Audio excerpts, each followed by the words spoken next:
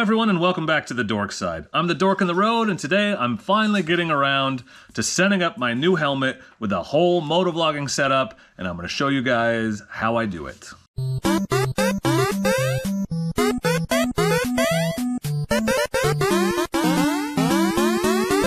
I'm the Dork on the road, and I want to be your internet riding buddy, so please consider subscribing. My beloved Bell MX-9 has served me well for 5 years, but it is well past its expiration date, and it is time to move on to greener pastures and nicer helmets. And so I have upgraded to a Klim Krios. Very cool, very nice helmet, lots of features that I like, very lightweight, fits me quite well. And so today we are going to take this Klim Krios and we are going to stuff it full like a Thanksgiving turkey with all of these delicious ingredients. That's not a great metaphor. This is everything that's going to go into this helmet, so it's all set up for filming, capturing my voice, and also capturing the audio of people that I'm riding with over the Sena. So let me just show you what the pieces are. I'll put links to all this stuff in the description, and then I'll walk through the process as I set up my helmet. This is the third or fourth time I've done this. So hi, there's Chungus. How you going? I'm hoping it goes smoothly, but it almost never does. So here's what I have. GoPro Hero 9 with media mod. Gotta have that if you're gonna plug a microphone into it. This is a cheapy chin mount from Amazon. This is a different type of mount than what I've used before, but I think it's gonna work well for what we're doing. It's kind of a knockoff version of the Pro Shop mount. This is just some extra 3M tape and mounts, because sometimes you need that to even out the uneven surfaces of your helmet. This is the famous Purple Panda microphone. Lots and lots of motorcycle content creators use the Purple Panda, so I've just always gone with that. This is a splitter because I run two mics in my helmet, one so that you can hear my speakers so you can hear people talking to me, and one so you can hear me. And you need a splitter to connect those two audio feeds. I use a lot of Gorilla Tape in these builds. This is the HD speakers for my Sena 10C Evo that I'm going to run on this helmet. I'm going to upgrade from my old SMH10. Just Velcro backing for the mic. I'm not sure if I'm going to need it.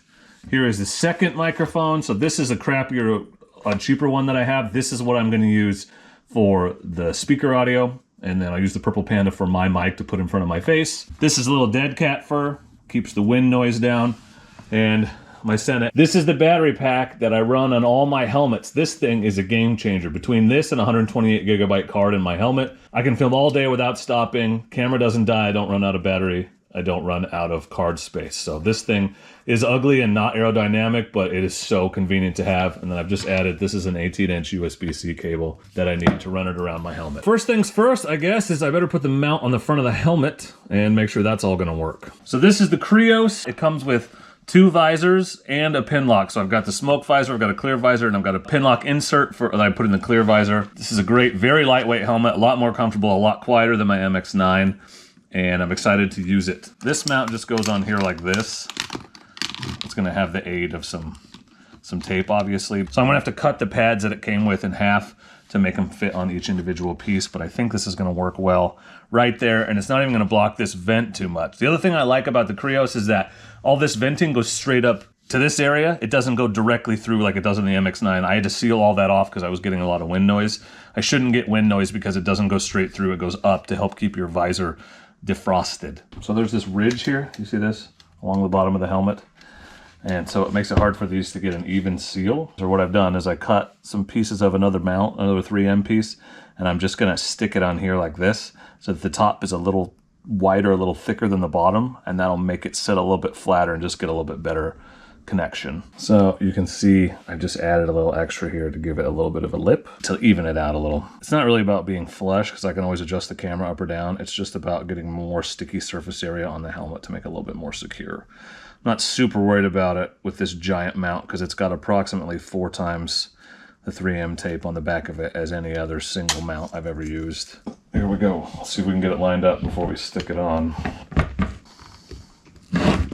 Just like to press it very tightly to get it all stuck as much as possible. And you know, you want to let this cure for a day or so before you go doing anything real crazy, but it's pretty sturdy right away, usually, in my experience. Yeah, I can hold the helmet up with it. Here's my other hand. So, that's not bad. And it's not really blocking the vents. Looking good, so far so good. I guess let's put the Sena on next. I'm gonna take the visor and everything off.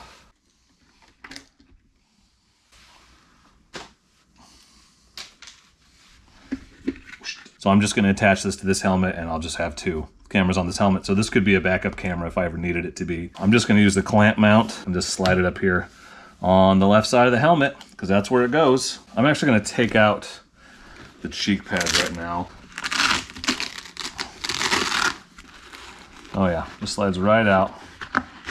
Okay, cheek pad. Thanks, Klim. That's actually quite easy. Assuming I can get all this back in easily. And then I'll just take out the headliner too while I'm at it. Oh yeah, snaps right out.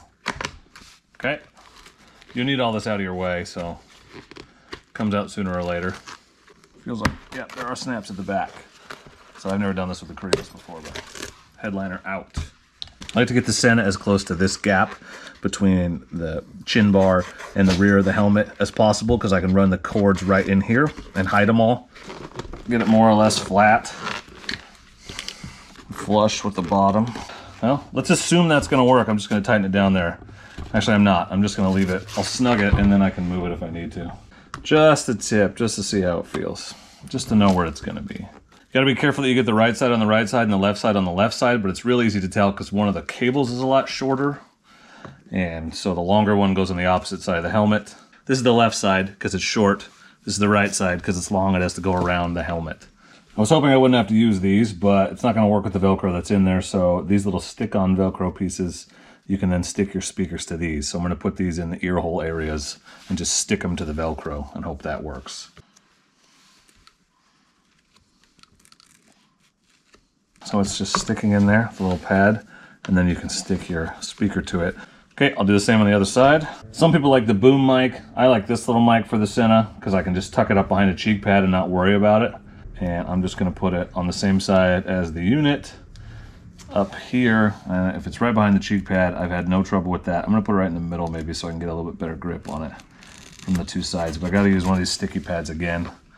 And then it just goes on just like that. Now I just have to hide all these wires. And I forgot to tell you the most important tool for this build is a popsicle stick. I forgot to include that in the beginning.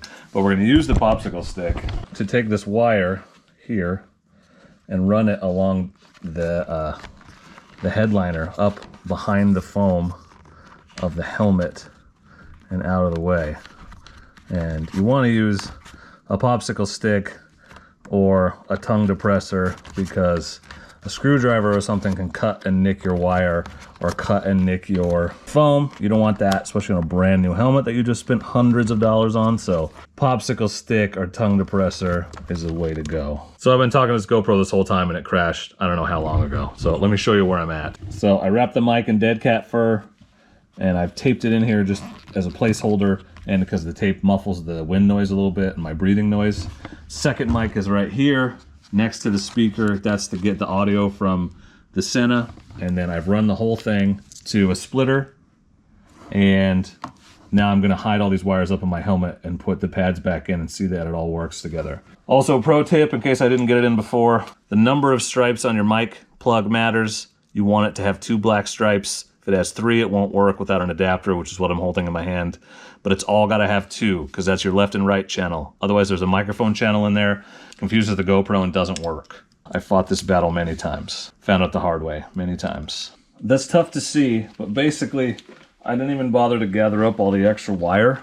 I just stuffed it all up in here. It's all up in the headliner. It's all that extra wire. You probably can't see it, but it's all just above the headliner, and it seems fine. And then I also didn't go crazy taping down all the extra wires on the sides. I just really had to work to shove this cheek pad back in, but it pushed all the wire up in there, and now I'm left with just this bit on the outside that wouldn't fit in there, and this is just the splitter and the adapter, and I'm just going to tape this to the outside.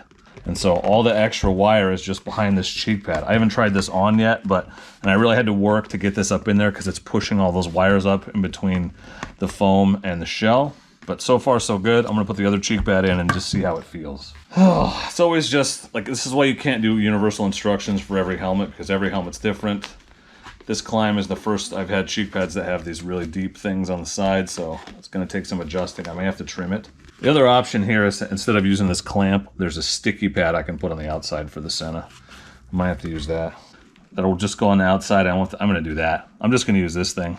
So this is just a 3M sticky mount, I'm just gonna put this on the helmet. It'll be more flush and I won't have to deal with any of this stuff. So this will work a lot better. So I'm gonna take this one off. I'm gonna put just a slit in this for the cable, just right here. Right here. Do not cut the leather. Whatever you do, don't cut the leather. Oh yeah, that's gonna work great. That's gonna work great. As long as I can get this cable plugged into the Sena, I think we're good. Oh, that's gonna be so flush.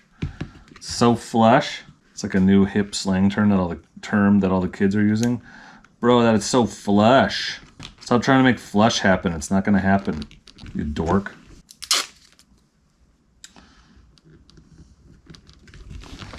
Oh, defacing my beautiful Klim logo. Sad. Oh no, it's upside down. I'm just kidding. That is something I would do though. You guys know I would. Mounted, and it's flush. Yep, right up against it. Okay, I feel good about that. So now I just gotta tape this on, deal with all this. I'm gonna do the battery pack first because sometimes you can get a little synergy with running cables, and then I will tape all this on and we'll be done, theoretically. Crazy. Okay, and the last piece is the ugliest, but this is my Anchor battery pack. This thing has revolutionized filming for me, but unfortunately what it does is it takes a very light helmet and makes it very heavy, and it's not very aerodynamic, and it's ugly. So these are the sacrifices you make to be able to film and to be able to film all day conveniently, to never miss a good piece of footage, but it is not comfortable or awesome. So I like to attach it to the peak, because the peak, if I were to crash, is going to snap off the helmet. And that way I know for sure that this battery pack is not going to get driven into my skull. So I go to the peak, even though it's a little bit less aerodynamic, just as a safety thing. Because if I crash right here, this will snap off and I won't have to worry about this battery pack. So people always ask me if it's a light or something. It's not. It's a battery pack. It powers my GoPro all day. And the other thing you want to do when you mount this is just make sure you've got enough cable to go around and get back here without having to go down across your visor or anything. So I'm totally good because I already had this 18-inch cable, USB-C cable, but all that goes into the camera, so I'm good to go. So I've zip tied this down and try to use at least two. You see it doesn't move, so I think I'm pretty comfortable with that where it is. So I'm going to trim these off.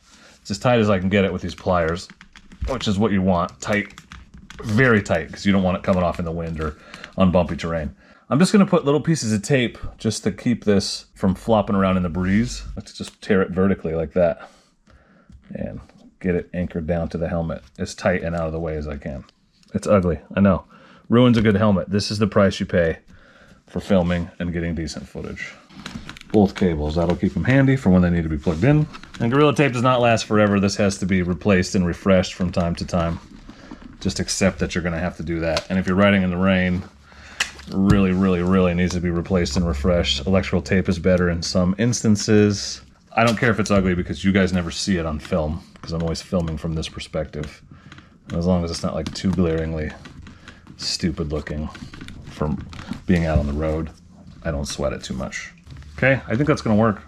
That about does it. The only thing left to do is get some test footage and make sure everything's set up and sounds good, but that's my Krios, all set up for talking to people and writing and getting footage. Links to everything in the description. If you have any questions about the process, let me know. I'll try to answer them. This helmet is significantly heavier, and it's way more front heavy. God, I really liked this helmet before. Now it's just heavy as hell. But if you decide to buy anything for this setup, I'm going to leave affiliate links in the description, and that supports me and the channel. And I always appreciate you guys clicking on those things, because that's what keeps my family fed. But for now, and as always, I just want to say thank you very much for watching, and please do not forget to be excellent to each other. Thank you.